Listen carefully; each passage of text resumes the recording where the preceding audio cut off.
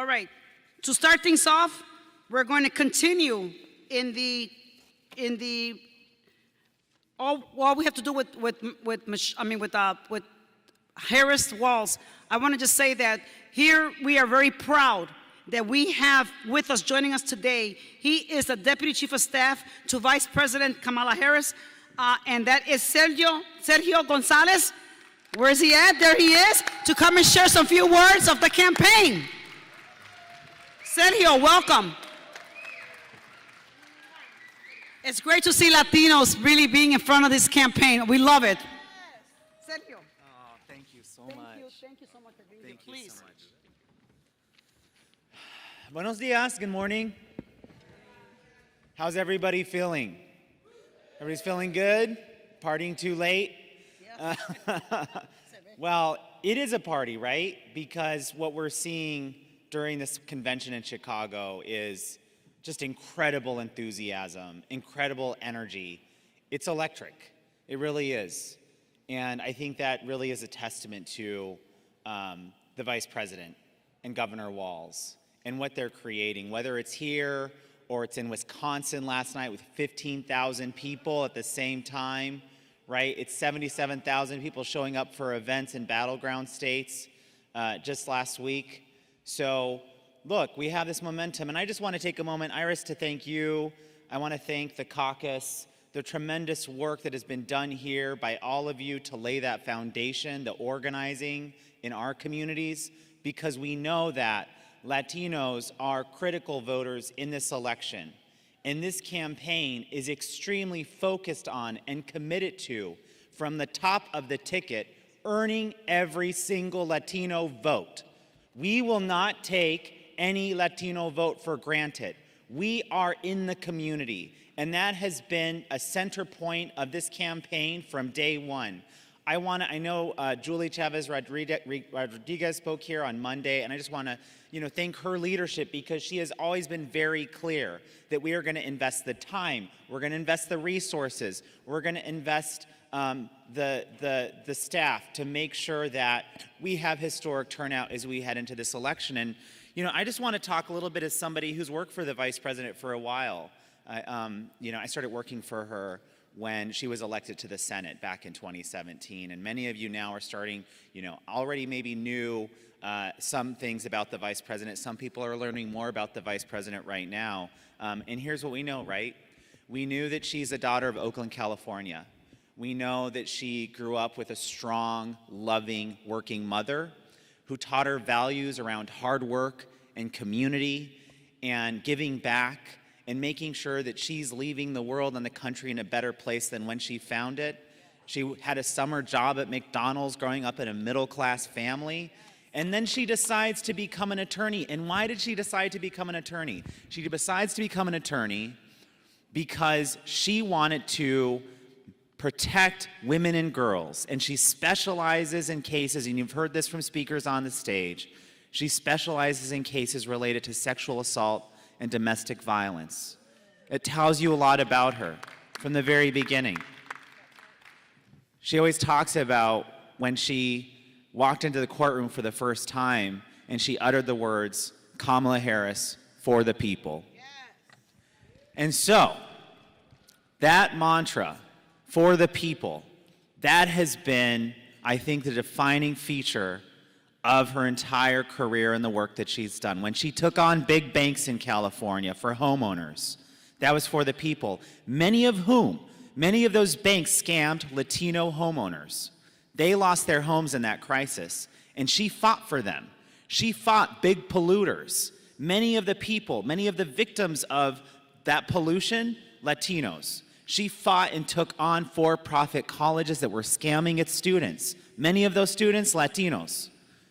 And then she's elected to the United States Senate, and I'll just take a moment, because we remember when Donald Trump ran and descended, as President Obama said, that golden escalator back in 2016, he started his whole political journey to the White House by attacking Latinos, right?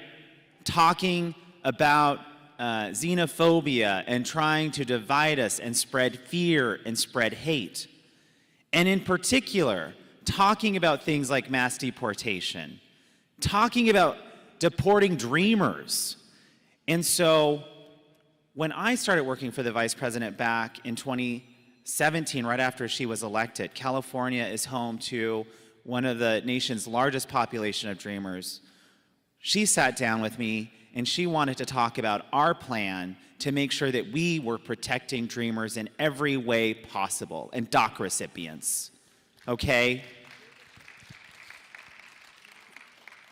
And as vice president, of course, she has been doing and putting in the work in talking directly to Latino communities and working on the issues that matter most to our communities, okay? Reproductive freedom.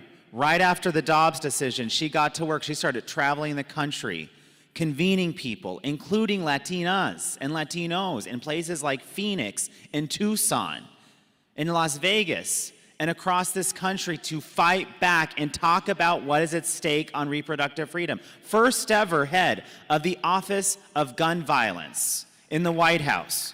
Incredibly important issue to our community, right? Just earlier this month, we had the anniversary of the El Paso shooting. This is something that resonates across our communities and we care about. And of course, as she is really centered in this campaign, it is about lowering costs and building the middle class, a defining feature of what she is offering as the promise for America. Lowering the cost of rent, helping people, first-time home buyers buy a home, lowering the cost of groceries, making sure that we're capping the cost of prescription drugs. And I just want to tell this little story for a minute. A few months ago, we were in Las Vegas, and we were in a photo line. And there was a woman, Latina, and she brought up her mom, and her mom spoke Spanish. And this mom, the daughter, looks at the vice president, and she has a stack of paper, like receipts with her. And the vice president says, "What are those receipts you have?" And this woman looks over at her mom and says, she shows her one receipt, and one receipt was thousands of dollars for the cost of insulin that they were paying. And then she shows her the other receipt, right? Other receipt, under $40, because of what this administration has done, because of the vice president's leadership. That's real leadership. That's real results. That's what the vice president is talking about, okay? Donald Trump, we know he's a grifter. We know he's not interested in helping our communities. We know that he stands with his wealthy friends and big corporations, right? And so we need to make sure in this election we are making the contrast between the promise of America. What does the promise of America mean? It's about the American dream, something that is so fundamentally rooted in our community, in what we do, in the way that we work, right? It's hard work, it's family, it's determination, it's aspiration. These are all values that you know Kamala Harris has led with her entire career and her entire life. So as somebody who has worked with her very up close, I am so excited about this nomination, and we're gonna get to work, right? Yes. Because in under, we're just about 70 days, we're going to elect Kamala Harris to the White House. That's right. Thank you all for everything that you're going to do. Because cuando luchamos, ganamos!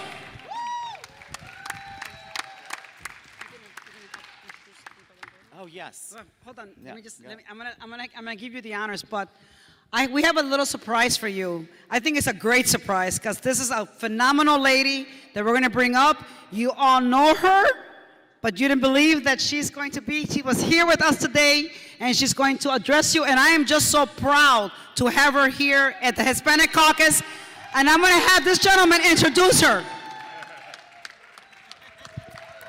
Okay, we have another special guest today. And I just want to say it's somebody who also has known the vice president for a while and can speak really, I think, in personal terms about who the vice president is. And I just also want to take Eva Longoria. Man, talk about somebody who has put in the work. Since the 2008 election, and I'm sure before, well, first of all, as we all learned last night, a proud Texas native. Okay, if you didn't catch that roll call. She's bringing that Tejano energy to us today. That's raucous. Okay, and then secondly, I just want to say, Eva has been such a tremendous partner to the vice president, and truly, you know, in Latino communities, investing money, investing time, investing resources, literally getting out the vote to make sure that why we're building Latino political power. That has been such a critical mission of hers. And she has done everything to make that a reality. And so she's a personal friend, and we are so grateful for her for all the work she is putting into electing the vice president, Eva Longoria. Good morning. Oh, hi. I'm do this. How are y'all? Buenos dias. Buenos dias. I'm so excited. I was just popping by and Sergio's like, you should speak. So I have nothing prepared. And all I really want to say is thank you. Thank you, thank you, thank you in advance for the work that you will be doing in the next 11 weeks. We have a lot of work to do to make sure that our community, the Latino community, the Hispanic community, is safe. And it's a very clear choice because we have one candidate who's using Latino issues and Latinos as a scapegoat, as a political agenda, really demonizing who we are, demonizing our contributions, minimizing our contributions to this country. And then you have the other side of Kamala, who sees us and values our contributions that we have been making to this country for centuries. So I just want to say, you know, please take this time seriously. We have so much work to do. And I think one of the big issues for Latinos, people think it's always immigration and all this stuff. That's important. But the argument of the economy is something that I think we're not articulating well enough to our Latino brothers and sisters. And so I encourage you guys to get out there and really get rid of that disinformation, the misinformation, especially in Spanish language. Our Spanish language brothers and sisters are being targeted with misinformation, and we have to help them. And so a couple things, you know, we have the strongest economy in the world right now.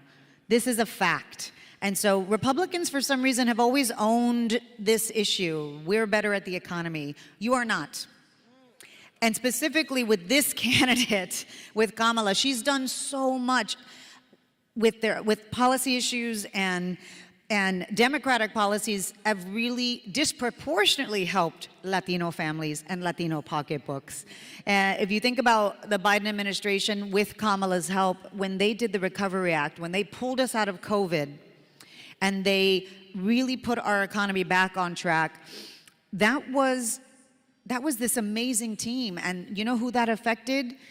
You know, most of the essential workers that were out there during COVID, Latinos.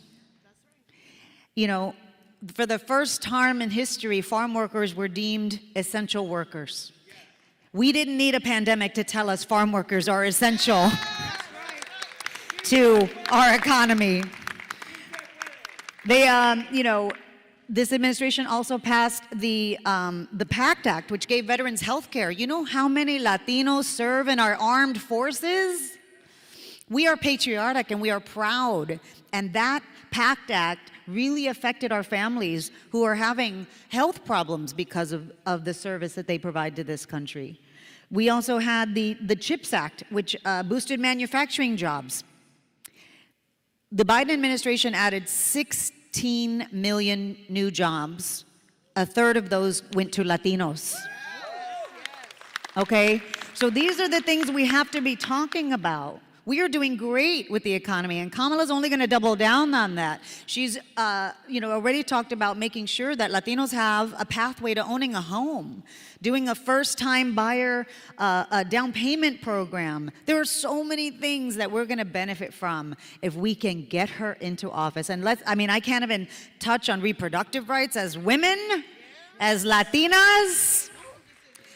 I mean, if that alone doesn't get us to the polls. And so what happened last time was half of the Latinos that were eligible to vote sat it out. They sat out. They did not participate. That's what we cannot have again. That's what cannot happen again. On my Instagram, there's a WhatsApp chat that gives you all the right information. So I encourage you guys to go on there, be on that WhatsApp chat, and then you can use that information to disseminate into your communities, to your tíos, to your tías, to your hermanas, to your hermanos, to your whole family. Because it's important that we protect our community from misinformation. It's hurting us.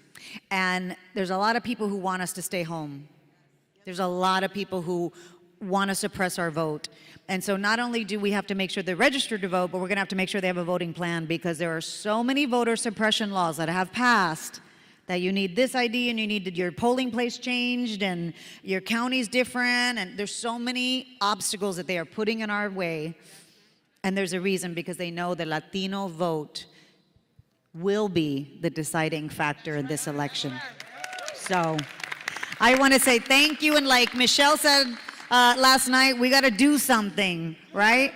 Do something. Do anything. Volunteer, knock on doors, make some calls, do some phone banking. I will be out there with you. So we can do this together. We're going to get her nominated, and we're going to make history. And I would love for us to do it in an overwhelming fashion so that they go, wow, the Latino vote in all of these places was the difference. So let's do it. Sí se puede. Thank you so much. Appreciate your time. Listen to reason. Listen to a smart woman who is out there campaigning. Eva Longoria, thank you so much for making your presence here, for being out there for Kamala Harris and for Tim Walz. And I know that we, the Latinos, are going to deliver the vote to bring her to the White House. I feel it. I sense it. It's going to happen. It's about the Latino coming out to vote. So thank you so much for being here with us. We really appreciate your time. Let me bring up one of my executive members of my team here, Luis Heredia from Arizona. Buenos días, gente. My name is Luis Heredia from the estado de Arizona, and here to have the pleasure introducing one of the highest-ranking members of the Biden administration. Throughout his career, Javier Becerra has made a priority to ensure Americans have access to affordable health care that they need to survive and thrive. From his early days as a legal advocate representing individuals with mental illness to his role as the Attorney General of the great state of California, he served 12 terms in the House of Representatives from the downtown Los Angeles district, and he served in the powerful Ways and Means Committee. While he was serving in Congress, he was the chairman of the U.S. Democratic Caucus. Without further ado, Javier Becerra.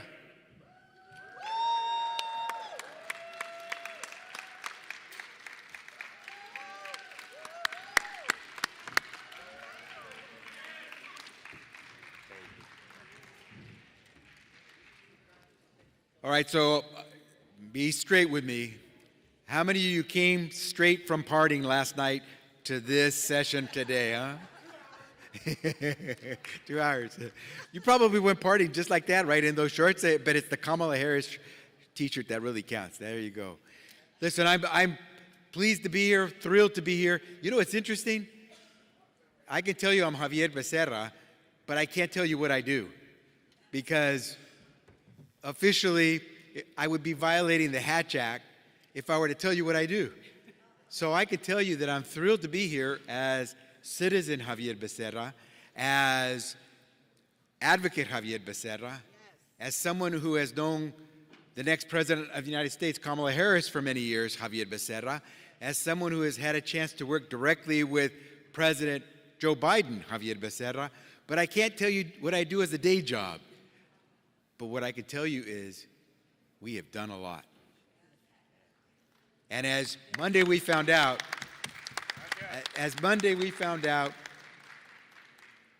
Joe Biden and Kamala Harris have done a lot for this country. In fact, in the history books, hopefully will be written, because if another guy takes office, they won't write history books anymore. In those history books, you will read a lot about Joe Biden and Kamala Harris and all that they did. But here's the most important part of that. They open the door for so many of the people who are in this room who look like us. And that is what is so important. So here's my pitch to you. As I see someone like Arturo Rodriguez sitting right there, keeping busy, who can speak as the proud father of the campaign manager of the Harris-Walz campaign, Julie Chavez Rodriguez, and knows exactly what it's like, because before he could say he was a proud papa of the campaign manager who's going to get Kamala Harris elected as president of the United States, he was the guy who was helping farm workers make sure they had justice in the United Farm Workers. And so we build, and we build, because there's something going on. If any of you caught any of this stuff, and sometimes you can't help but see some of that in the news, what went on in the other convention as opposed to what's going on in this convention. By the way, wow, is it tough for that husband to follow Michelle Obama after she speaks, huh? But it's like convention versus convention. What is it? It's like those two books, right? Tale of the Two Cities, or Angels and Demons. It's, it's just a different place. And so here's what I would say to you. We know where the angels are. We know what we got to do. And I hope that I'm speaking to people who are doing this because you know, like I know, that somebody held the door open so I could get through and be the first in my family to get that college degree, to be the first in my family to have a chance to run for elected office and get there. The first in my family, actually probably first in my state, to actually get to serve in the cabinet as a Latino from the great state of California. But I will say this to you. The door has to stay open. This election is about keeping the door open. And so, to Chair Martinez, to the entire Hispanic Caucus, to each and every one of you who are elevating the status of the Democratic Party and who are going to make sure that Kamala Harris and Tim Walz are elected to be the next president and vice president of the United States, one word: ganas. Ganas. And as I tell people, please don't look it up in the dictionary. It's not just desire. You don't say desire, ganas. You got to have ganas, guts, grit, and game all in one. When we bring ganas to the table, we win. We win. So bring your ganas to this table on November 5th. When we win, it will be because there's a community that's full of ganas, that knows how to do it. So let's do it together. Thank you, Democrats. Thank you, Hispanic Caucus. Great to see you.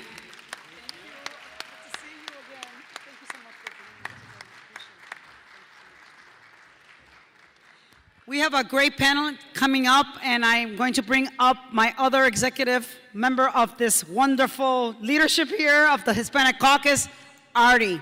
We all know Artie Blanco. Artie she's a force to be reckoned with. This woman is, phenomenal. She's just relentless. But she will introduce the next panel. And I just want to say personally, on the next panel coming up, these are my home girls from here. So you're going to see two incredible women that are going to be introduced that I served in the General Assembly with when I was a state senator. So I'm so happy to have them both here. And I'm just looking forward to hearing them on this issue. Thank you so much. Artie. Gracias. Buenos días. Buenos días. Oye, ¿ya tomaron su café o qué? Yeah. Okay, so I'm so excited. There's so many issues that touch our community, and on immigration is a key issue because I'm first generation. I'm first generation Mexicana, Tejana, American. I'm first generation Democrat, right? And this is what this is about this country. So I want to bring up this very powerful chingona panel that's about to come up here. But I want to first introduce my sister who's going to bring up the rest of the panel. And this young lady, I met her. Yes, I'm saying young lady, Steph. I'm sorry, I got to do it, girl. I turned 50 this year, pero tú sabes. So listen, I'm going to bring up this young lady. We first worked in Colorado on the Obama campaign in 2008, very closely together. We knew each other, but until you're in the trenches con sus hermanas y hermanos in the campaign, that's when you know who really has the ganas and the grit and the chingon power to get it done. My sister, my homegirl, Stephanie. Stephanie, come on up. Stephanie Valencia. Vámonos. With X Research.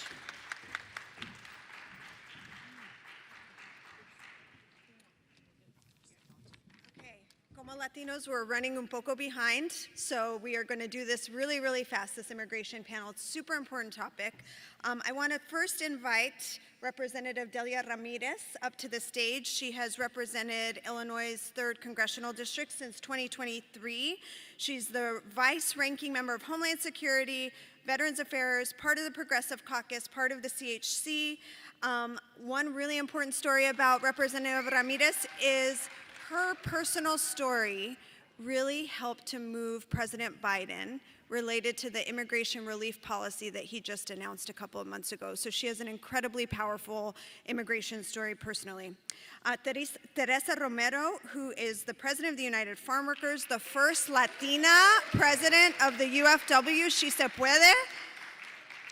She replaced Arturo Rodriguez, who I saw here in the second row back in 2018, and she is an organizer. We have very strong ties to the farm worker movement through our leader, Julie Chavez Rodriguez, at the campaign. And so, again, coming from organizing, contract bargaining, field organizing, and really just, taking farm workers to the next level to advocate for their issues. And then Dagmara Arbelar is the state representative for the 85th House District here in Illinois in 2020. She has over 2 decades of advocating for working families and immigrant families here in the state of Illinois. So we're gonna do a real rapid fire because I know people have places to be, but I wanna start by just saying a couple things here at the top, which is we know the role that immigration plays with Latino voters. We also know the importance of having, for the first time ever, an immigrant candidate in Kamala Harris, somebody with immigrant roots, first-generation immigrant. And we know that through our work at X, that immigration is not always the top issue for Latinos. It has played a really important role in critical moments to differentiate between the two parties. So right now, our challenges with Latino voters, trust on the issue of immigration has been broken.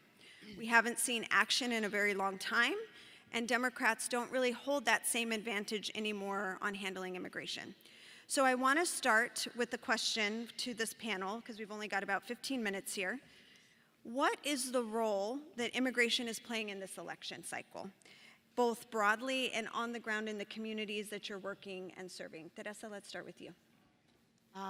Can you hear me? Yes. Okay, thank you. Thank you for being here. We have immigration in this country is a very important issue. Immigrants are really contributing a lot to this country. Farm workers, the people that I serve, the people that put food on our tables every day, the majority of them are undocumented. And during the pandemic, they were considered essential and had to work and have absolutely no benefits because they're undocumented. I'm sure that none of you here needed a doctor. Let's try. Can you hear me? Yes. Okay, now I needed to be closer. Farm workers are essential workers. Farm workers are the ones that put food on our table. They're undocumented, the majority of them. And without farm workers and without an immigration reform, we're not going to have the food security that we need in our country. Right now, the food is produced here, but by immigrant undocumented workers. It is time that we change that. Probably none of you needed a doctor or an attorney today, but all of us needed a farm worker, and all of us need farm workers 3 times a day, every single day. So an immigration reform right now, immigration changes are needed for the people that are really moving our country forward. Congresswoman, how are you seeing the landscape in Congress right now? Well, first of all, bienvenidos a Chicago a todos, bienvenidos. Mira, I serve in Homeland Security as vice-ranking member. We talk about border every single committee. It's as if cybersecurity is not an issue we should be considering, if other issues that like infrastructure and how we make sure our ports are supported isn't an issue, it's always border. So, as I think about this next election, we know that we've been telling our communities, our immigrant communities, to be patient, to wait. Next election, we'll have immigration reform. And I think the reason that you see that immigration is 4 or 5 is because Latinos and immigrants are sick and tired of making it a priority for themselves when our own government continues to make it a non-priority. And I'll be honest with you, as I see it from our perspective at the national level, folks are tired of waiting. My tío is tired of waiting. My husband is tired of waiting. So many of us have been waiting for such a long time, and they're used constantly as bargaining chips. And you're seeing it right now as Donald Trump continues to weaponize immigrants. It is a critical issue, and we have a daughter of immigrants running to be our president. I think that this is our moment to lean in on the contributions of immigrants instead of stepping back and apologizing for supporting immigrants. And let me end by saying, our number one issue, and Stephanie knows, she's polling us all the time, it's the economy, it's inflation. 96.7 billion, I want you to remember this, 96.7 mil millones de dólares. That is how much immigrants without work permits are contributing in taxes every single year. When we pass immigration reform, that'll be closer to 150 billion. It's good for the economy. It addresses the inflation. So it's still a top issue for the entire election. Well, Representative Avilar, I want to ask you a question picking up on what Congressman Ramirez said, which is, what's different about this moment right now? I think there has been a lot of inaction on immigration reform. We've lost trust with many Latinos because of that inaction. But what is different about Kamala? What is different about this moment in time that we're in that can give Latinos hope that this time it will be different? I think, buenos dias, everybody. I think one of the main things when I think about this question is I think about track record. And for those of us who come from the immigrant rights movement, you probably remember where you were in 2016 when Trump got elected. And I see some of the nodding. You also probably remember the months later when many of you probably had to be on the lookout in neighborhoods because raids were happening. Raids were happening. They were not unprecedented because they had been happening before, but you could tell that there was a ramp up to do mass deportations. So what is different now? We know that Trump has Project 2025. No matter how much he wants to distance himself from it, that is his blueprint. And his blueprint doesn't include immigrants. It doesn't see us as human. It doesn't see the children of immigrants as human. You know, the fact that he is thinking about getting rid of birthright citizenship, that is absolutely wrong. The fact that he's thinking about keeping families apart as opposed to together, that is absolutely immoral. So what I think that what we have now is we've seen the damage that this can cause. We've said this time and time again, we cannot go back. We cannot go back because we have families that depend on us at the federal level, but then also in my role as a state representative, at the state level, where honestly, we've been fighting in the front lines to make sure that our communities are not broken apart. And before I go to Teresa to answer the same question, I'll just say, one really important point from our research is presenting new information about the future, not just relying on the past of what Trump did. You would not believe how much amnesia voters have about what happened 4 years ago, 5 years ago. So presenting new information, we know what he has said he will do. And so knowing that and being able to say that is what the future will look like is an important contrast piece we've seen in our research. So Teresa, what is new about this moment and about Kamala? You know, Kamala Harris and both Biden and Kamala Harris administration did what they could, knowing that we didn't have Congress and we didn't have the Senate. They had parole in place, something that gives now workers who have labor issues a way to defend themselves without being fired or deported. He did, they just announced in June, and it became effective now, now escapes the name. Immigration relief for undocumented spouses that have been here, were married. That is what they could do, and they did it. If we have her there, we're going to work with her so she can do more for our communities. The Latino community is growing, and we are voting. We are voting. and she's listening to us. Kamala Harris came to the UFW convention in 2016. She has marched with us. She has been vocal supporting the legislation for farm workers. So this is a woman, I'd like to say show, don't tell. And this is a woman who has shown us. Congresswoman, what is new about this moment? What is new about this moment and about Kamala's candidacy for immigration reform and how it will be different this time? Well, it'll be the very first time we have a woman in the White House, and y'all know that women get things done. So leave it to a woman. We're gonna help her make it happen.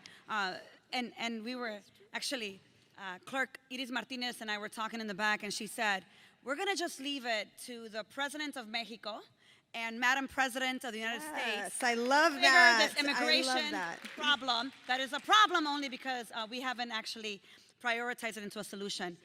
Sí se Yes, puede. sí se puede. So, look, I think she comes from a state that is the 5th largest economy in the world, California.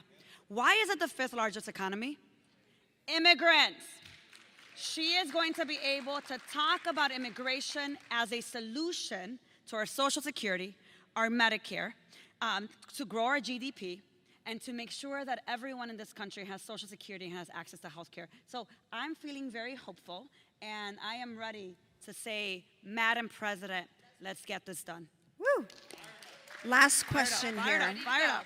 Last question. It's a really important one because Teresa just mentioned this, but President Biden announced the immigration relief for undocumented spouses in June. The rule was final on this Monday. It's impacting upwards of 500,000 undocumented spouses. Those undocumented spouses are in mixed status families, many people who can vote. So we need to, there is a lot of energy, and our polling showed that there is tremendous support for this among Latino voters, among non-Latino voters, including white and African American voters. There's just broad support for a very common sense solution.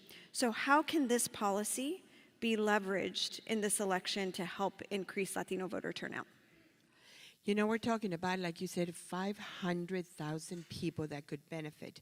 Those are 500,000 families that are going to see a huge change in their lives. These are 500,000 people across the country that now can vote. Now they feel that they have an administration that they can trust and that they can move forward. And they also will, now that they felt the benefit of the Biden-Harris administration, they know that a Harris administration would support immigration reform and would help us get people out to vote. Those people who have already benefited from these limited, I understand, changes, she can make them if we have the House, if we have the Senate, and if we go and have the presidency, if we need to go out and vote so we can get there and give it the ability to make sure that we get the immigration reforms that we need. Representative Avelar, to close out. I mean, to Teresa's point, as you were talking, I remember 2008 when President Obama won, and my mom actually just showed me this a couple of weeks ago. She still had the front page of the newspaper with a Post-it note that said, "We have President Obama, immigration reform is coming." Okay? And it didn't come. Why do I say this? Because while immigration reform has not come, there has been plenty of things that we've been able to do at the federal level that have allowed for people to get to a pathway to citizenship. DACA is a prime example. DALE is a prime example. And this new executive order as well is a prime example, because what we need to do is we need to explain to voters, right, and not just voters, but the constituency as well, that there's polling that shows that people do support a fix in our immigration system. It's how we go about it that's going to be crucial, because immigration reform could be, you know, something as border security and mass deportations, which is what we would have with Trump, or it could be an actual pathway to citizenship through DACA, through DALE, and through other executive orders, through getting rid of the 3- and 10-year bars, which is something that I will continue to fight for. That's right. You know, I'm not at the federal level, but I will continue to be a voice to say, like, we need to get that done, Because at the end of the day, what we want to make sure that we do here is that we continue to uphold our values, the values of the U.S., which is that we are a nation of immigrants. Congresswoman. You know, I said this to the president when we had an opportunity to talk to him about immigration a couple months ago. I know that you want us to be your surrogates. You want the elected officials to be surrogates. But let's be honest. Our people don't trust politicians, and they have many reasons not to trust us. We promise, we campaign, and oftentimes you don't deliver. Your biggest surrogates are la esposa y el esposo de la mujer o el hombre that finally have a work permit. That's your biggest surrogates right there. We have an opportunity to move 500,000 U.S. citizens married to these spouses from their couch to the ballot.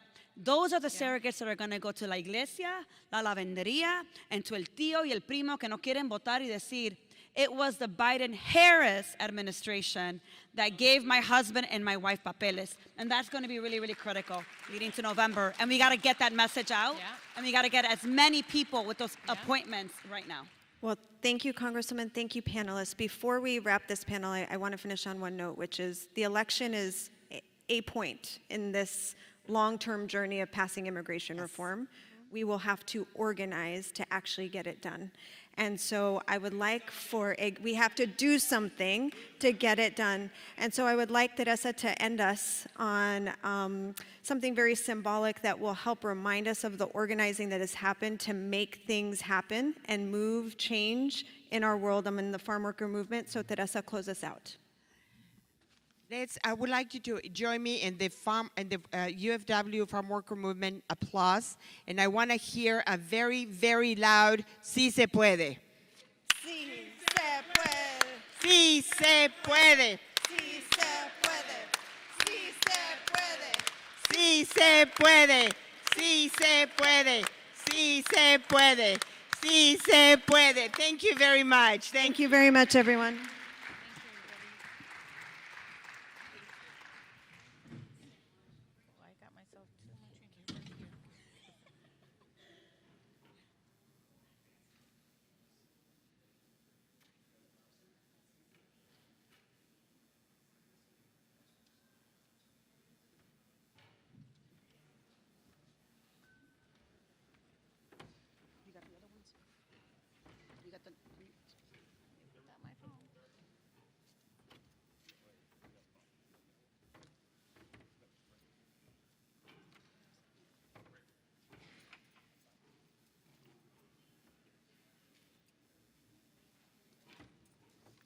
Well, we heard some incredible women talk about immigration, talk about, making sure that we relate to our people how important the Biden-Harris campaign was instrumental in making sure that our immigration continued to move forward, that our dreamers, that our folks that are waiting, we continue to move them forward. So thank you so much to the previous panel, Representative Velan, Honorable Delia Ramirez, and of course, Teresa Romero. They have some great insight on the things to deal with immigration. Please listen to some of the things that they're saying, because this is what we have to drive home. We have to explain to people why it's important that the Latinos come out to vote. They are vested. They are vested in making sure that our community moves forward, and we can make the difference in this coming election. So I want to introduce a phenomenal woman who I am just so proud of. She has done some great work. She's going to introduce the next panel. And let me talk to you a little bit about this phenomenal woman, Monica. I would call Monica. She's a force to be reckoned with. She is the Deputy Executive Director for the DNC, but she previously served as Deputy Chief Operations Officer at the DNC, helping build and support a diverse, coordinated campaign with state parties to win up and down the ballots. And in prior working on campaigns, Monica practiced employment law in various law firms in Denver, Colorado. She's a first-generation Mexicana-Americana, como decimos nosotros, been involved in campaigns since 2012. So she's the real deal. If someone can talk to you about real campaigns and what really goes into it, is this woman. I'm just so proud to have her here to address this next panel. But more important, she's a friend. She's relentless. She works 24/7. She never rests. So let's give it up for Monica.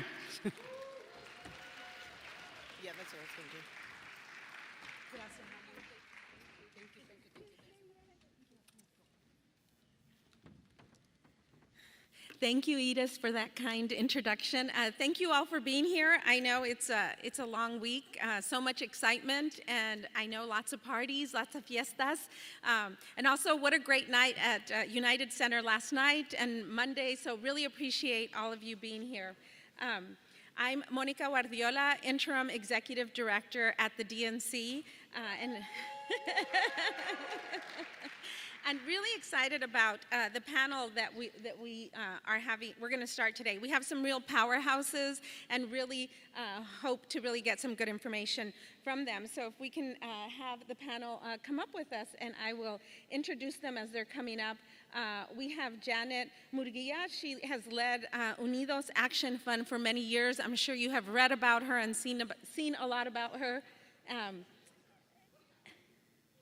Oh, closer? Sorry. Thank you. I always can count on Artie for keeping me honest. Thank you, Artie. We also have Maria Teresa. Here we have Janet, Maria Teresa Kumar, who is leading Voto Latino. I am sure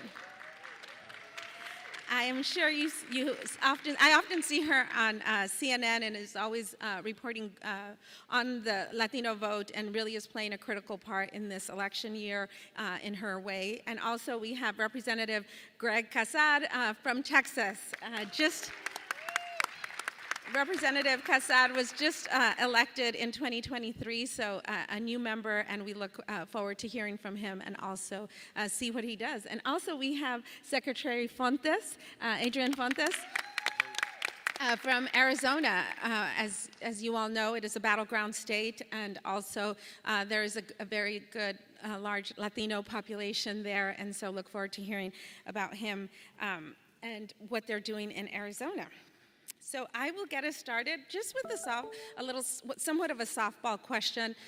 We all can look them up and see all the accolades and all the great accomplishments and all the work that this group of people have done. If you Google them, you will see that they really are fighting for Latinos day in and day out. But I wanted to get to know them a little more personally. And so, Janet, I'll start with you and just ask you here today in this moment, what is bringing you alegría and excitement? And what about your history has gotten you here to this moment? Oh my goodness. Good morning, everyone. Buenos dias. It's great to see you all. My name is Janet Murguia, represent Unidos US. We were formerly known as the National Council of La Raza. Some of you may remember that. But today, what's bringing me joy, I just got a little picture of my two great nieces. And they're back in Kansas City. Their dad's a firefighter. Their mom works for the regional office of the Department of Labor. And, you know, they're like 2 and about almost 4. And, you know, they're beautiful little girls. I think about, you know, the path that I have had and that my family, my parents have had. And I just want to make sure that the path forward for them is bright and full of potential. You know, this is a really important moment in time for a lot of us as we're looking ahead to the future. And they bring me so much joy when I'm around them, and I want a future for them that can be a future that gives them every opportunity to do whatever they want to do and be whoever they want to be. And right now, I'm thinking of Gianna Belen and Imara Gael, and they're bringing me a lot of joy. And I think about all the young people who are out there counting on us in this moment. So just one last thing. My parents, they came from Michoacan, Mexico with nothing and settled in, of all places, in Kansas City. But they had big dreams, and they worked hard like all of our families. And I'll just say that of my siblings, I have there's 6 of us, 6 siblings. There's 7 of us kids. But all of us achieved our post-secondary education degrees. There's 4 lawyers, 2 federal judges. And just want to make sure the American dream stays within reach for everyone. Thank you. Thank you, Janet, and thank you for sharing that with us. Maria Teresa? First of all, thank you so much for the conversation. What gives me joy? I'm kind of a data nerd. So what gives me joy is that as of yesterday, we've registered 96,677 voters. In a state where It's a state like Arizona, where Biden won by 10,400 votes and change, we have already registered 11,776 voters. And so what gives me joy is that when people keep asking about where the Latino vote is, I always say, we gave you California. We're giving you Nevada, Arizona, Georgia, North Carolina, and we have our eyes on Texas. And very rarely do we have alignment where young people are doing the work that our parents seeded us. We have been leaders, and I say we because I still consider myself young, but it's not. Young Latinos Voto Latino focuses on young Latinos because long before they turn 18 years old, they're helping navigate America. And they have far more responsibility than the average teenager. And what Voto Latino tries to do every single day is provide people with agency to give their voice and their power. In this election, just again in Arizona, we have 163,000 Latino youth that have heard 18. Our opportunity with Kamala Harris on top of the ticket is to put our pedal to the metal.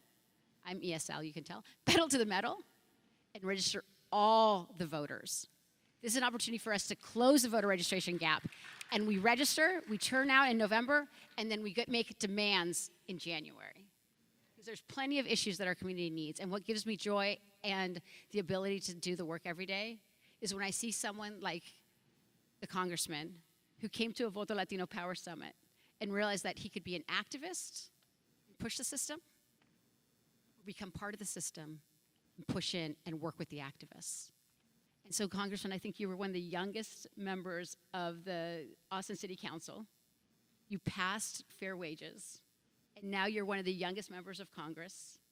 And because of his class in Congress right now, there are as many Garcias as there are Smiths. And that gives me hope.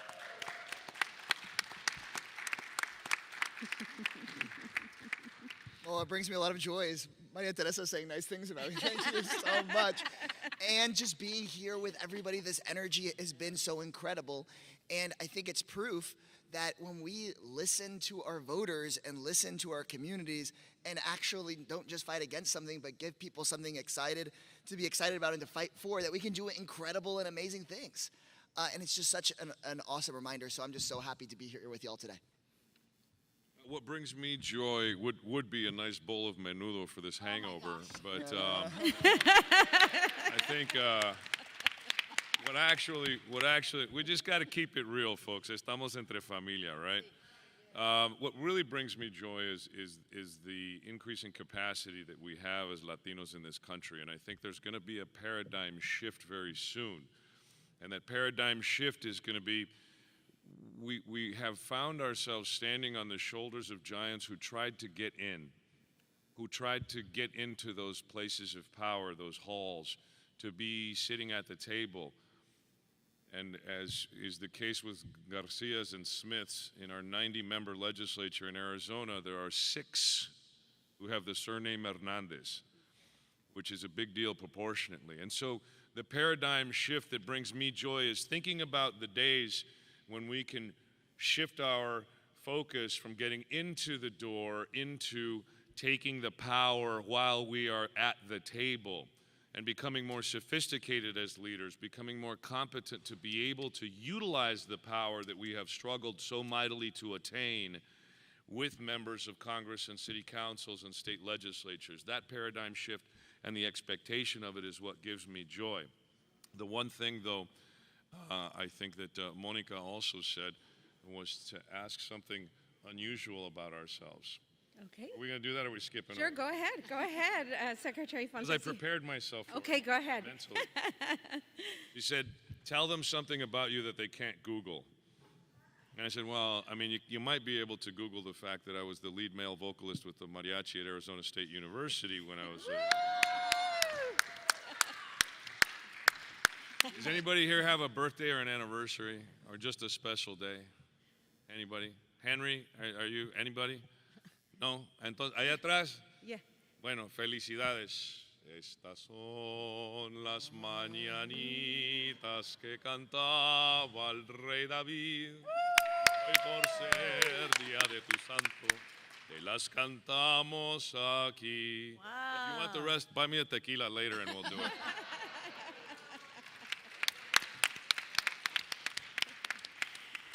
Thank you so much, all of you, for sharing. And I think what I heard is what's bringing all of us joy is we have Janet really looking at the future and what the future can hold or will hold for her grandnieces. And we have Maria Teresa and she is showing us with the numbers just the progress that we have made as Latinos. All these organizations have made in really engaging Latinos. And I think having Representative Casar, that he is our representative, that we see a Latino coming out of Texas with a bright future, and he's a rising star that we will start seeing in Congress. And I think with the compliments that Maria Teresa gives him, it's because she sees it. I think we can all see it, and an up-and-comer that we have to watch and support as he continues. And I think with Secretary Fontes, just the progress that we've seen in Arizona, wasn't that long ago that really, as somebody who works in Democratic electoral politics, Arizona wasn't always in play. And now it is, and then it slowly got purple, and now really purple. I mean, we would say more red, but getting to purple in the time that I've been involved. And I think that is something that Secretary Fontes continues to fight so that Latinos can vote. And when more people vote, Democrats win. And so thank you all, and thank you for sharing. So we'll get started a little bit with our questions, and I also had our great team ask the audience for some questions, which I'll also read, but we'll get started here. Janet, leading Unidos for as long as you have and doing all the great work, how do you see the current, we have all seen that voting rights is a very central issue to your organization and to the community. How do you see the current state of voting rights, and very particularly for the Latino community? Yes, thank you, Monica. At Unidos US, we've focused a lot on the policy issues that impact our community for now 56 years, being a voice on behalf of those issues with the civil rights lens, alongside sister organizations like MALDEF and others. But in this area of voting rights, what we do know is that voter suppression efforts targeting Hispanic voters are not new. Hispanic voters have historically been the target of voter suppression in states like Arizona, Texas, and elsewhere. And that's why these states were included in the Voting Rights Act.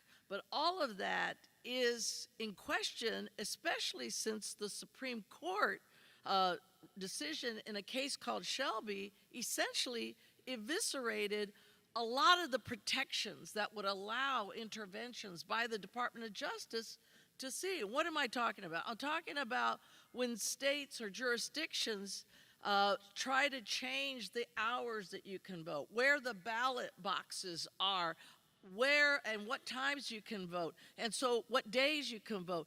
All of these changes and requiring IDs, and when that's not historically been part of our system, all of these changes put in question the ability for our voters to have access and to use their vote at the ballot box. We have to be vigilant. It's why local and elected boards and officials in roles that maybe some people used to say were sleepy councils become really important. Our representation in all of those roles matter when they make decisions that make it harder for our people to have a right to vote. And the narrative that now is being promoted by the most extreme and some of the mainstream folks in the Republican Party is that now somehow waves and thousands of non-citizens are voting, when in fact, we have no evidence that has been shown. It is minuscule and often by inadvertent efforts. And yet, you have a narrative often in different social media platforms, and verbally, the candidate himself has said that there were 30,000 illegal voters in the last election. That is not true. So what we have to do, and what we've been doing at Unidos US alongside many of our other organizations that are aligned in this space, has been to basically say, one, we need representation in those bodies to make sure that we have accurate data and it shows none of this is happening, but in terms of the non-citizen voter narrative, but also to fight for the changes that will help us get more access to the ballot box. And ultimately, we need to make sure that for our community, that representation is across the board, and we need the Voting Rights Act to be reinstated. There's a John Lewis Voting Rights Act that has been promoted by Congress, and we need to fight for the John Lewis Voting Rights Act, and we need to make sure any elected official has said that he or she will support, as they're running for their office and re-election or for election, that they will support the John Lewis Voting Rights Act and the protections that come with that. Thank you, Janet. And just also plugging that Vice President Harris is a big proponent of that legislation that Janet is talking about. And so very important that she get elected, and also that your local Congress members, you ask those questions of your local Congress members. Do they support the John Lewis Act, and hold them accountable? Thank you, Janet. Secretary Fontes, you're up. Being in Arizona, you're really at the front lines of ensuring a fair and secure election. And Arizona being a battleground state, what do you see as one of the biggest challenges in Arizona for November in making sure that that happens in Arizona? I think one of the biggest challenges in November is going to be the same challenge that we see across the United States of America. And that's going to be the notion of getting folks out to vote in the first place. We have varying rules across the United States of America, varying spaces for early voting. It exists in most jurisdictions in one form or another. But I will say that's not just the biggest challenge. There is a solution. And I know we all like talking about challenges, but here's the solution. Now, without raising your hand, I'd like folks to think about whether or not you like voting on Election Day. And if you do like voting on Election Day, it's probably for some over-romanticized and some sentimental reason. Here's why I think that's a very selfish thing, and I suggest that you change your mind and you change your behavior. Because every single one of you who is waiting till Election Day is wasting resources from our campaigns and our candidates. Because they've got to chase you, they've got to send you postcards, they've got to call you on the phone, they've got to come knock on your door, and if you're waiting till Election Day, you're wasting resources. This is a turnout game for us. In many jurisdictions, the reason that our turnout is low because we continue this ridiculous narrative that Election Day is the day that you have to go vote. And what I would suggest to you, particularly as delegates, but everybody in here, is the following. The first day you are eligible to vote, go and vote. Vote on the first day you are eligible to go vote. Whether it's 2 weeks in North Carolina or 27 days in Arizona. The solution to our problem isn't the fact that people aren't voting, it's the fact that we're wasting resources chasing our voters who should already have voted. Don't be that voter. And we love our tradition, we love our communities. But look, if you want to meet your neighbor and you want to hang out with your neighbors, go trick-or-treating on Halloween. If you want to hang out in a cool place, in a community center with a whole bunch of people gather up for a special occasion, go to church. But if you are eligible to vote before Election Day, you are harming our candidates. You are hurting our cause. You are wasting resources by waiting. And I am getting preachy on this because we keep leaving votes on the table. We're chasing our 4s and our 5s, and our 3s and our 2s are being left behind. Let's go get them after you have voted. Yep. You heard it from Secretary Fontes, vote early, and I will top that and say make a party of it. I know that when I go and vote early, I invite at least 4 or 5 friends, and then we go and have lunch, dinner, or tequila maybe if it's 2 hours later. But really, I think that's right. And also, just want to put a plug in, once you vote early, the calls will stop. I know that everybody loves to hear from the campaigns, and we are working hard to make those calls happen. But then we can take you off of our list, we can stop bothering you, and then we can use that money to call somebody else who hasn't voted. So please, please vote early. Thank you, Secretary Fontes. Mail it in early. Mail it in, because they're tracking it. Yeah, they're all tracking it, and that's.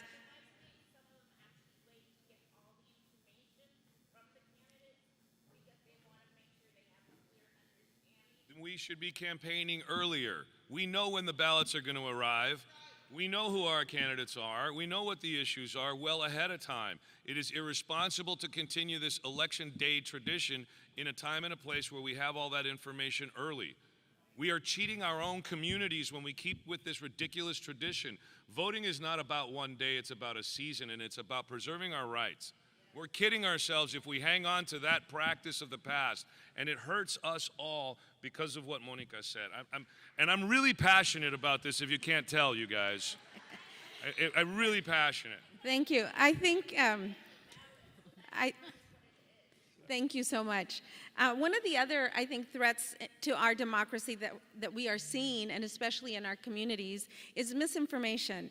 Maria Teresa, as we've all seen, it's a significant threat to democracy, especially in this election year. How is Voto Latino addressing the spread of misinformation within the Latino community?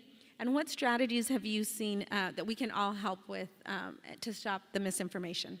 I mean, a few things. I think we're all touching upon similar things, but you know, as Secretary, one of the things that we did at Voto Latino is recognizing that people were, one of the things that we did at Voto Latino, recognizing people were waiting for the last minute, was that we actually made it election season.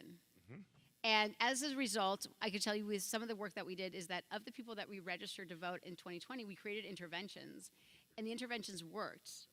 And 83% of the people that cast a ballot that we registered voted early. It's wonderful. And the cool thing about that is that all of a sudden you start giving people, it's every day is a party, right? Every day is a party. You're like, okay, your momentum. And so what we did in Georgia is like, once we started seeing that Latinos were voting early, we made sure that we talked to the local media to say, look, Latinos are they're going early. And then all of a sudden, you get FOMO, you know, fear of missing out.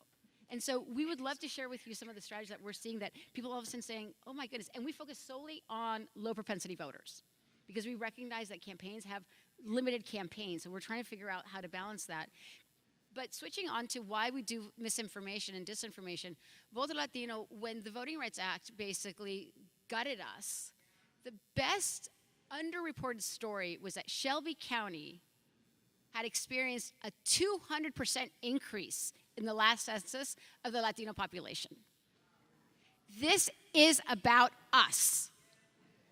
And so one of the things that we did was immediately start taking notes, and Voto Latino has sued in Texas, in Arizona, in Nevada, Colorado, and North Carolina, accessing our votes. Because when people are trying to say that the wrong person is voting, they mean American Latinos. We know when they say that they're trying to falsify at the polls, that undocumented illegal voters, it is us, and we should be tremendously offended. Because we're not asking for anything more. We're asking for access to the voting booth because it is our universal right. And so the reason that Voto Latino started not only suing, but also started pursuing disinformation is a clear understanding that disinformation is meant to persuade us not to participate in our democracy. It is because the forces that be understand the rising giant that we are, and that the moment we cast our ballot, we are setting forth the course of the 21st century of this country. So when you hear disinformation, it is because they want us to undermine our institutions of democracy and our trust. And so we invested hundreds of thousands of dollars every year, working very closely with partners, understanding the community, hearing what they're hearing, and then reversing. I'll give you one example. Our community was being devastated by COVID because of anti-vaxxers. Our community are the essential workers. Our community did not have a choice as whether or not they were going to be essential workers. It is a term that I always cringe because essential for who? And so the fact that you had nefarious activities from foreign actors and the extreme right to prevent our families from getting a vaccine, I took that personally. So we partnered with Google and identified what were the issues that Latinos were hearing, and then we basically played it back into their platforms. And of the folks that saw our ad, 54 times more likely to get a COVID vaccine. It was so effective that we worked with Pfizer to ensure that our children were also getting vaccinated. Thank you, Maria Teresa. Representative Casar, I'm very excited that you are a new Congress member. Thank you for being here, and really lots of luck in Texas. As a member of Congress, I think being new and being fresh, you've witnessed firsthand the impact of misinformation. I sit next to Lauren Boebert and Marjorie Taylor Greene in committee. Oh my goodness. Oh, you really have some stories. So tell us, what role do you believe lawmakers can take to help us all combat misinformation, and how can Congress work to protect integrity in the democratic process? Well, I've seen firsthand that other folks elected to Congress, especially the right-wing Republican members, that's misinformation is basically their job. It's what we were sent to improve people's lives, to pass and work on laws, and I don't see them doing that ever. They just spend their time on misinformation, and as Maria Teresa said, the goal oftentimes isn't just to convince someone of the misinformation, it's just to discourage people from participating in politics at all, right? I sat on the committee that dealt with this 2-year-long ridiculous inquiry, supposedly into President Biden, but it was all about Hunter Biden, who holds no office. And when we'd ask ourselves, why did they spend so much of their time doing this? I mean, who runs for office to do that? It's because they want to say, well, our guy, Trump is a criminal, but everybody's sort of a criminal. Or they know that Trump is corrupt, but isn't everybody? And does Congress really do anything? They want folks, as you've heard it probably a million times in our community, pues todo está son igual. Everybody's got a problem. Nothing can really get done. And what we have to be able to do, I think, to combat misinformation is to walk the walk and show people that our democracy can deliver for people. I think it matters at every single level. Say hey, you know how that sidewalk got built? It's because some people actually cared and got involved. Hey, how that park got cleaned up. Hey, why we got that increased unemployment during COVID. Hey, those new jobs coming in, that was something that President Biden did, but that we all advocated for, is to show that our democracy can work. And when we have the conversation about why we haven't passed the John Lewis Voting Rights Act, it's in part because of the filibuster in the Senate that I think works against us every step of the way. I know we can be scared that at a lower threshold that Republicans could pass stuff, but they're not actually really interested in doing much because they can win if they show that we just can't do anything. And so I think on top of, say, asking people, are you for the Voting Rights Act? Are you for the PRO Act? Are you for these key pieces of legislation? It's also, are you for us being able to actually do our jobs? Because I think our Latino community wants to see our political system be able to deliver, and then when they can't deliver, that's when folks are vulnerable to this misinformation and to Trumpism. Thank you, Representative Casar. I am getting Eddie back here is telling me I really need to move it along, and so I will follow instructions. I'm going to do one thing. Eddie's going to kill me. We're going to do rapid fire. I'm going to ask one question of each of you really quick. I think, and I want it is for us to take with us, democracy only works with civic engagement and participation. Starting with Maria Teresa, give us quick, what instructions do you give us so we go out into our communities to help really engage communities, Latinos to vote? Quick. Be focused, fierce, and unapologetic that we're going to register all the voters and overwhelm them at the voting booth. Woo. Secretary Fontes.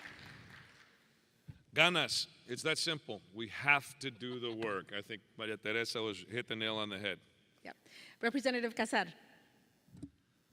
I think we can't be scared to stand for our real values. Yes, sir. And so when, we should be able to take on the Elon Musks of the world, tackle the big issues, pick a fight. Right. Our communities want to see us pick a fight. And on immigration, I don't think we need to be Republican light. We should be able to proudly say immigration is good. And in fact, when they keep saying, that we're pro-immigrant because we want a bunch of new voters. I think in part it's misinformation, but they want us to back off of the idea that there should be a pathway for citizenship for the people who've been here 10 and 20 and 30 years. I'm proud to say that the people that have been here 10 and 20 and 30 years, yeah, that people should get a right to become citizens and vote. These folks have that right, and we should be able to stand firmly towards it and not apologize for it. Thank you, Representative Casar. And Janet, close us out.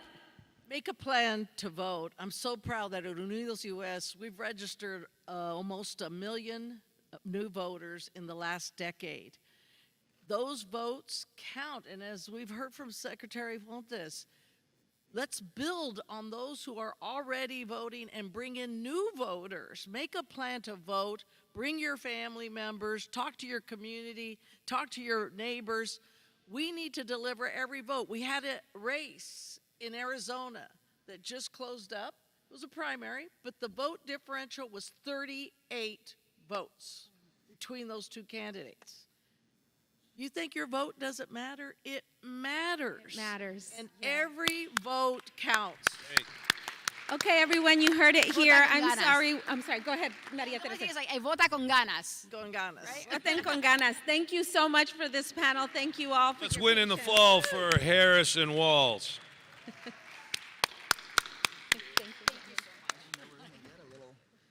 How about a shout out to Monica and her role at the DNC representing our Latino community?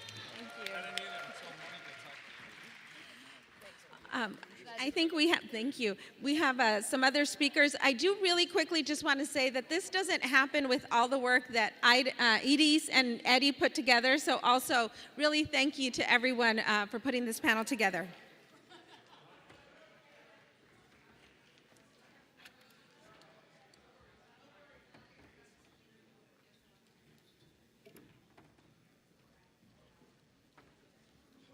Thank you so much, everyone. We just have a couple more speakers, but it's going to be very quick. Please do not leave yet. We want to bring up now when you talk about leadership in the DNC, we talk about our vice chair. We have a great individual who's been the vice chair at the DNC. He knows how to raise money. He is a fabulous man with just great things ahead of him, but he belongs to us. He's part of the DNC, vice chair of the DNC. Let me bring up Henry Munoz. Henry.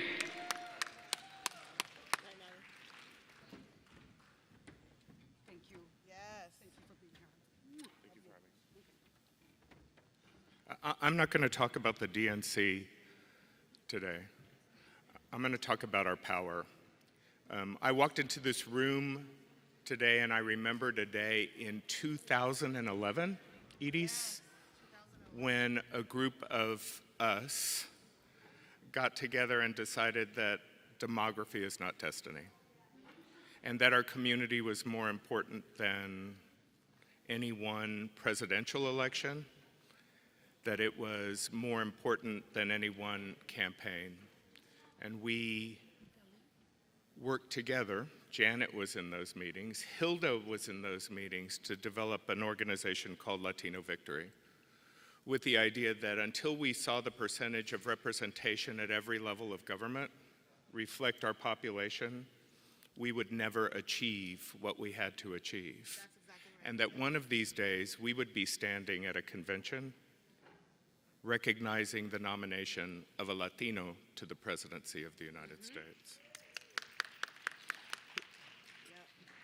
So as good as we feel today, and as excited we are about this year, I think it's time for us to not just talk to each other, but to talk to the people who actually wield power in this country, to begin to articulate for them and for ourselves what we need in order to make sure that the people who make decisions in this country look like us, are us, and share our values.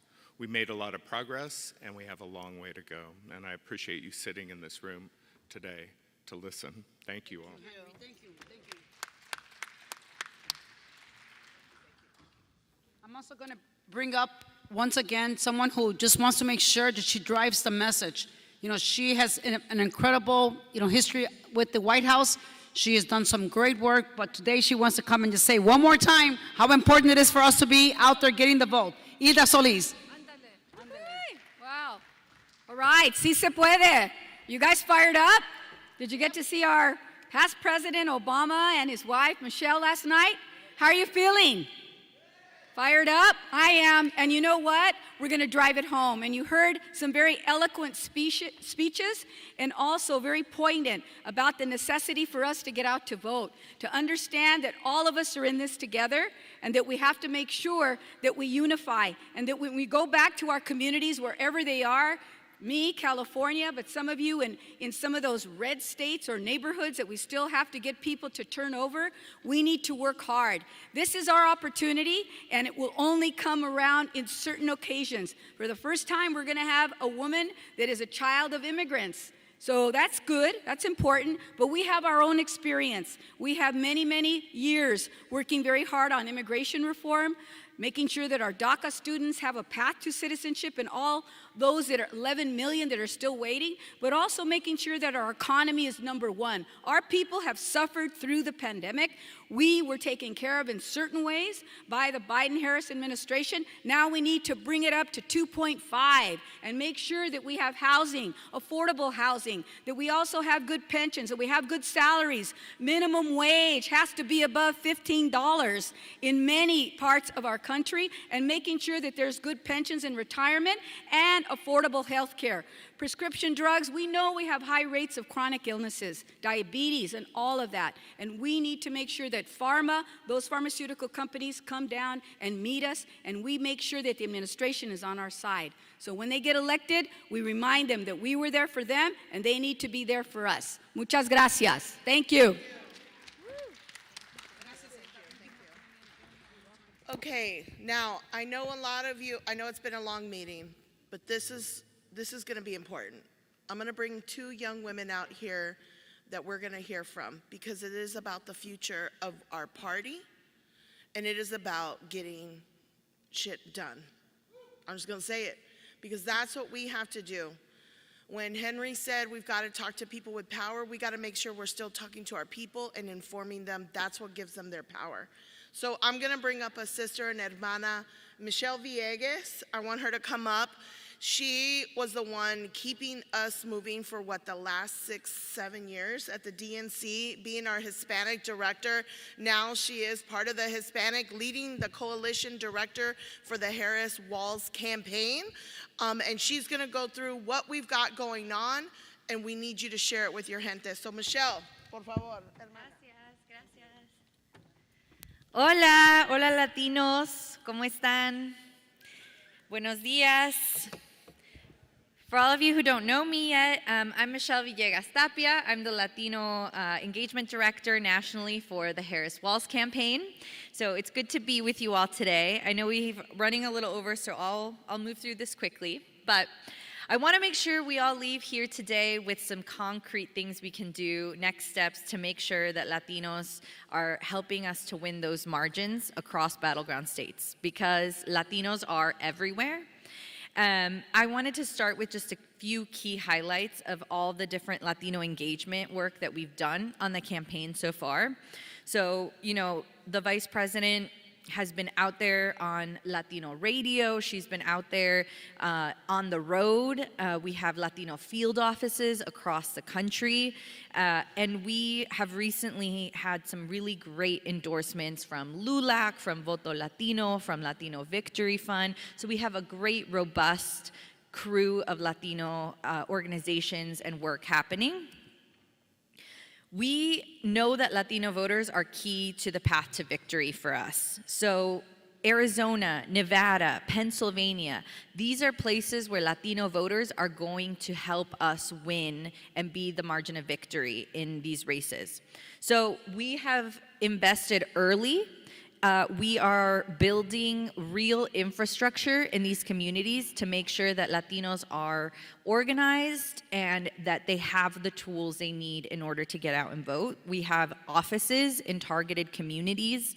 that are designed to be cultural centers, that are bilingual, that we are engaging our comunidad in ways that is not just about the campaign, but is also about civic engagement and about long-term organizing. And we're meeting Latinos where they are, and that means online, in person, at events.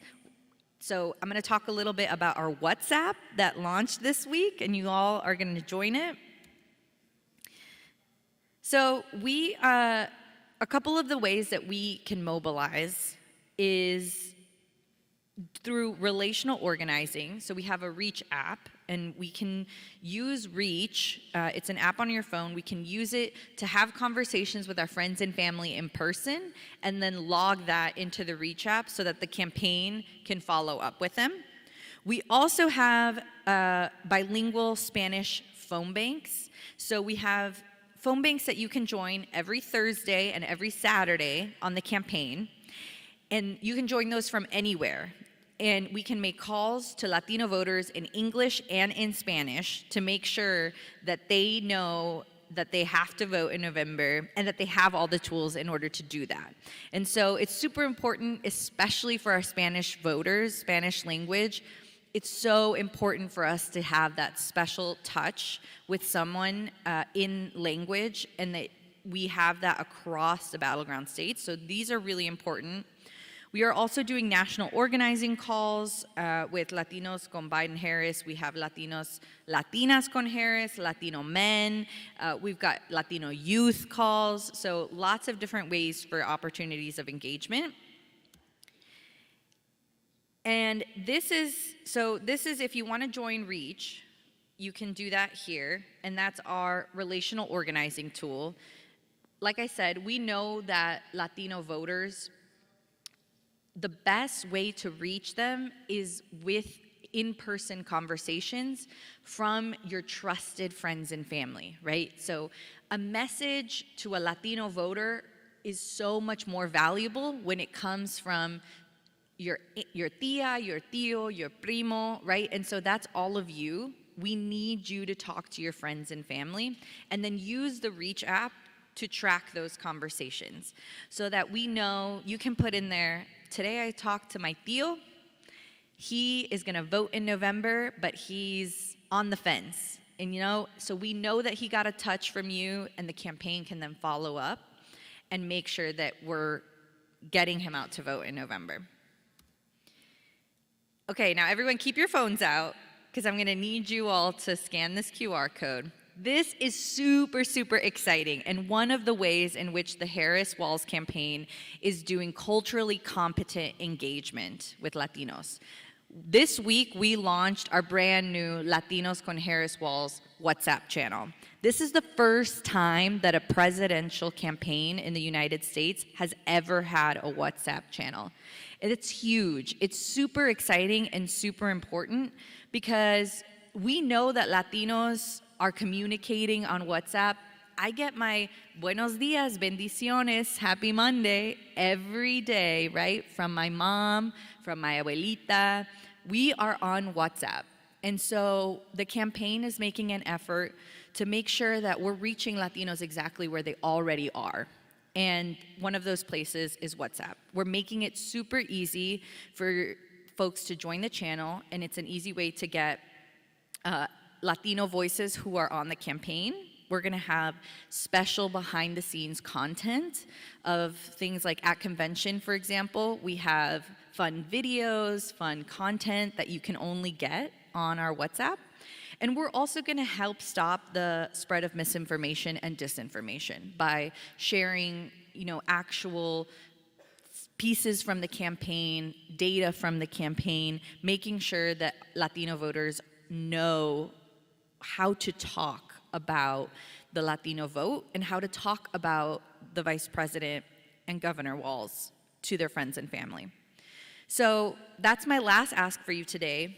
Please join our WhatsApp channel, and also share it with your friends and family, because I know that we all have a tia who's gonna take this WhatsApp channel and run with it, right? And that's what we need, that's what we want. So I just wanna say thank you so much for having me here today. we're going to win together. And the only way we can get a big win in November is by mobilizing our communities and making sure that each one of us is having the conversations with our friends and family, and that we are mobilizing our community. So whatever you can do, whether it's joining the WhatsApp, hosting a watch party, making some phone calls, knocking on doors, you have all the tools that you need in order to get involved and to organize. We're Latinos, we're natural organizers, and so we gotta get in it and get ready to win in November. So thank you so much. Good to see you all. Okay, all right. I want to bring up someone that I asked specifically to bring out. This is the future Latinas, organizers. I'm so proud of this young lady. She is from the state of Nevada. First of all, she has a bachelor's of science, pre-law track from UNLV, majoring in biology with a concentration of physiology. She's the first Latina, first Nevadan, and first elected female national president of the College Democrats of America. This is the future of our party. We need our young people that have that energy, have that passion, and I'm 50 years old and she's gonna teach me something as well about reaching her generation. The president of the National College Democrats of America, Carolina Salvador Avila. Thank you. How are we doing today, Dems? Good. I don't hear you. How are we doing today, Dems? Eso, mis Latinos. Okay. Well, good morning. My name is Carolina Salvador Avila. I am the national president for the College Democrats of America, and it is an honor to stand before you today. And I want to start this off by telling you a bit of a story. 13 years ago, when I was just 7 years old, my family was hit hard by the recession. And as some of you may know, Las Vegas was the hardest hit city in the country at the time. My parents had just separated and everything we had been foreclosed on. My mommy, an immigrant from Chile, was working 3 jobs to save enough money just to get us off the street and into a hotel. But like so many others in America, we were just trying to make it to the next day. I am so proud to say that through the hard work of my mamita and only through the miracles that come with living in America, we now live among doctors and lawyers. We run a nonprofit helping others just like us, and I am the first Latina elected to the national presidency of the College Democrats of America.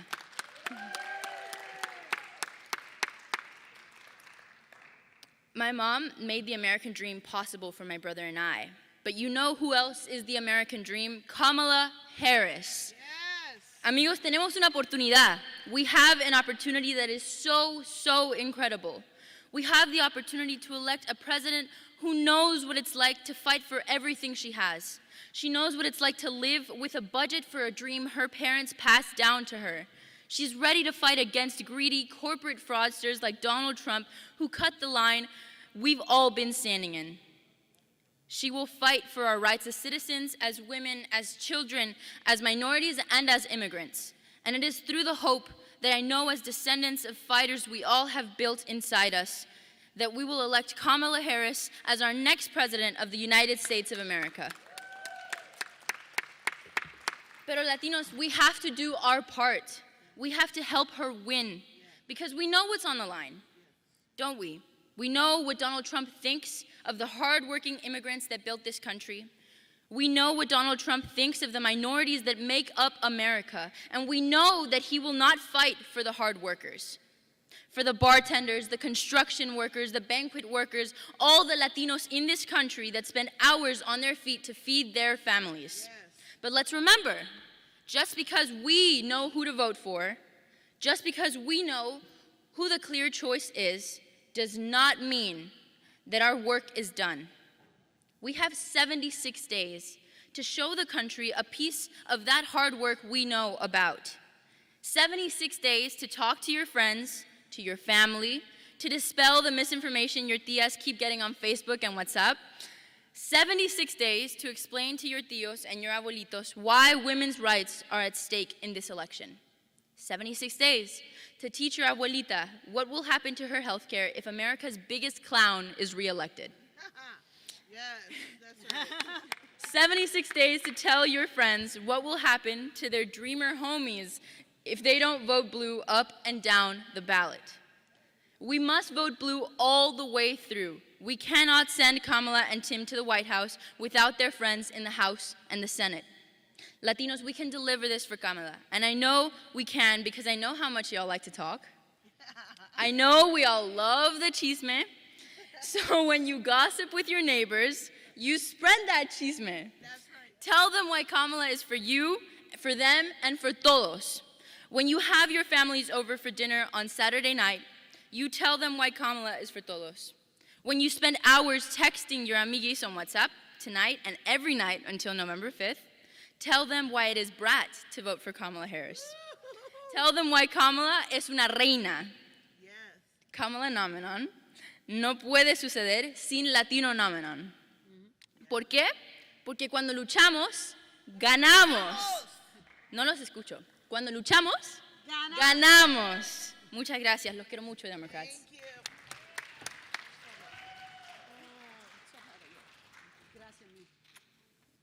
Well, if that didn't inspire you, I don't know what will. Wow, what a phenomenal young lady. I see a beautiful future for this young lady, and she's going to places. And again, the message is out there. Ladies and gentlemen, I'm telling you, thank you for the troopers that hung with me to the end here. Thank you so much. But more important is what's at stake. There's a lot at stake. We Latinos are on the ballot, unfortunately, as far as if we don't elect Kamala Harris and they, the individuals, because I know it's not going to be us, vote the president, the former President Trump back in. We have a lot to lose. Remember one thing, it is about voting. A lot of places, we have early voting.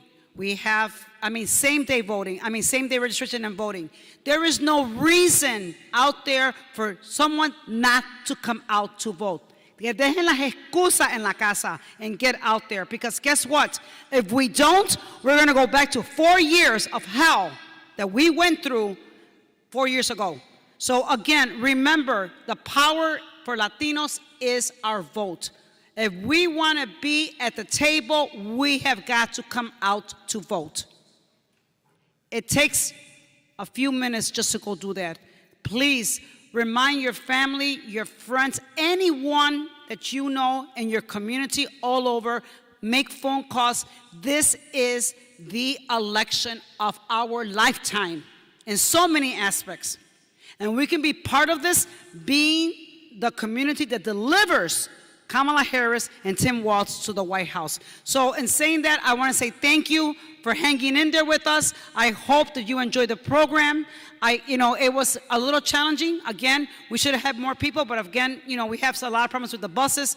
A lot of things just, it happens when we have so much excitement and people wanting to come to Chicago to be part of this, historic, move that can happen for us in real time. So